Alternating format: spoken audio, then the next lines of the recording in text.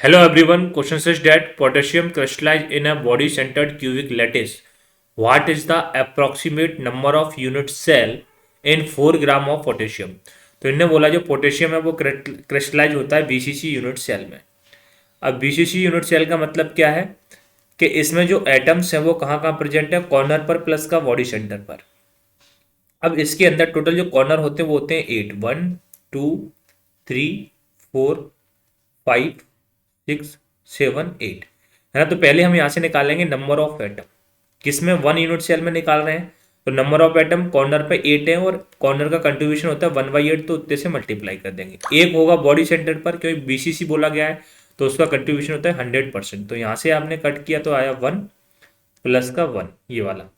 तो number of जो atom है वो कितना आ गए 2, है ना। नंबर ऑफ एटम कितने आ गए 2, और ये नंबर ऑफ एटम कितने यूनिट सेल में आए, 1 यूनिट सेल में। यानी अपन ये बोल सकते हैं कि कि दो एटम में कितनी यूनिट सेल है, 1 यूनिट सेल, 1 यूनिट सेल। तो यहाँ से एक एटम में यूनिट सेल निकालेंगे हम, तो 1 एटम में कितनी यूनिट सेल होंगी, 1/2 यूनिट सेल। क्लियर है। अब हमको क्या करना है, फाइनली 4 ग्राम में यूनिट सेल बतानी है। तो पहले तो हम इसको मोल में कन्वर्ट कर लेंगे। तो मोल में कन्वर्ट करने का फॉर्मूला क्या होता है, given mass upon molar mass. Clear है। तो गिवन मास तो 4 ग्राम है, मोलर मास कितना है 39 यूनिफाइड मास। बट जो न्यूमेरिकल वैल्यू होती है यूनिफाइड, यू यानी यूनिफाइड, है ना, और ग्राम की वो सेम होती है, इसलिए ये भी हो जाएगा क्या 39। तो मोल कितने आ जाएंगे यहाँ से हमारे पास 0.1025 मोल। क्लियर है। और हम ये जानते हैं जो 1 मोल होता है वो इक्वल होता है 6.023 इंटू 10⁻23। तो इतना मोल कितने के इक्वल हो जाएगा, 6.1025 जो मोल है वो कितने के इक्वल हो जाएगा, 0.1025 इंटू 6.023 इंटू 10⁻23। क्लियर है। तो यहां से ये जो वैल्यू है हमारे पास वो कितनी आ जाएगी, 0.6177 इंटू 10⁻23।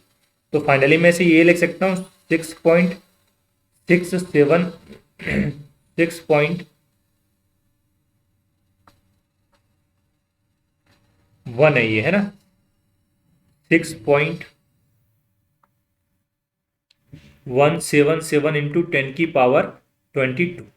ये हमारे पास क्या आ गए, एटम आ गए, है ना, क्योंकि 1 मोल में इतने एटम होते हैं। क्लियर है। तो इतने मोल में कितने एटम होंगे, इतने एटम होंगे। अब हमें ये पता है एक मोल में इतनी यूनिट सेल है, तो इतने, सॉरी, एक एटम में इतनी यूनिट सेल है, तो इतने एटम में कितनी यूनिट सेल होंगे, उतने से मल्टीप्लाई कर दें। तो 6.177 इंटू 10⁻22 एटम में कितनी यूनिट सेल होंगी, उतने से मल्टीप्लाई कर दो। 6.177 इंटू 10⁻22 इंटू 1/2, है ना। क्लियर है। तो यहाँ से हम क्या निकाल लेंगे, यूनिट सेल निकाल लेंगे।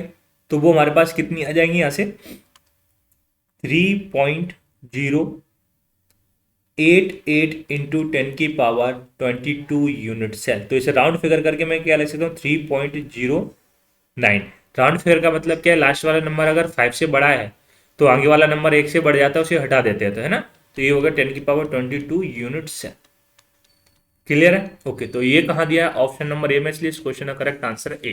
क्लियर है। Okay, thank you.